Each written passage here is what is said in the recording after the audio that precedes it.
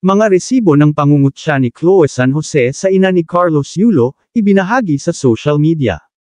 Tila umabot na sa sukdulan ang isyu na kinakaharap ngayon ng two-time Olympic gold medalist na si Carlos Yulo at ang kanyang nobya na si Chloe San Jose.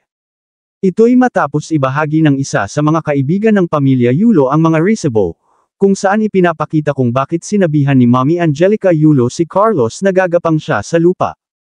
Ayon sa mga resibong ibinahagi ni Gerald Fajardo ay makikita ang tila pangungutya ni Chloe kay Mommy Angelica kung saan ay tila hinahamon pa ng social media celebrity ang ina ng kanyang sariling nobyo. Sino po ngayon yung nagmumukhang joke? Hanggang post lang po pala talaga kayo, kala ko naman po may tapang na ibubuga, mensahe ni Chloe kay Mommy Angelica.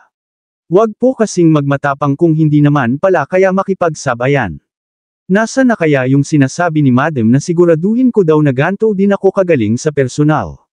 Tokas naman, naghahanap ng away sa posts and comments di naman pala kayang panindigan, dagdag pa ni Chloe.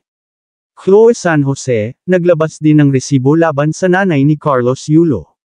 Ibinahagi ni Chloe San Jose ang kanyang kasagutan sa mga resibong inilabas ng kampo ng pamilya Yulo na makikita mamaya sa ibaba. Sa kanyang mensahe, ipinakita ni Chloe ang ilan sa mga post ni Mrs. Yulo na tila patama sa kanya at sa imahe na kanyang ipinapakita sa social media.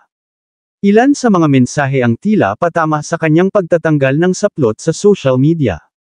Ayon kay Chloe ay ipinagtatanggol niya lamang ang kanyang sarili mula sa mga patama ni Mrs. Yulo. Inaalis lamang umano ni Chloe ang sumpa ng utang na loob sa kanyang nobyo.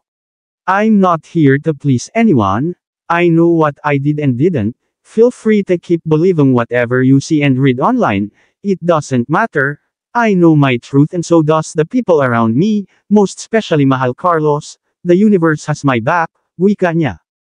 Tila nakalimutan na rin ni Chloe ang paglalabas niya ng mga bank statements at sinabi na huling beses na siyang magsasalita tungkol sa issue.